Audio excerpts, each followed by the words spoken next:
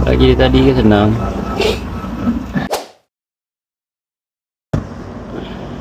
Ya.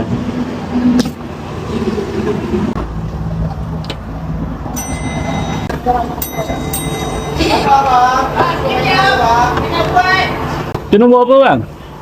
Aku nak tanya tu nombor apa? Yalah.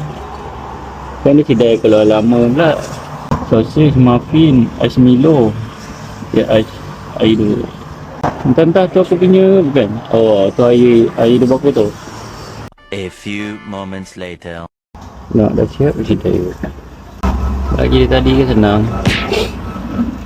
Menuju destinasi sebagai lebuh raya dilalui. Nyanyi pula. Morning. VKL Ortiz Kekais. Ha. Alhamdulillah. Masuk lagi. Selamat pagi. Dalam bahasa Nepal apa? Nepal Ha. नमस्कार Namaskar. Namaskar. Selamat pagi. या Namaste.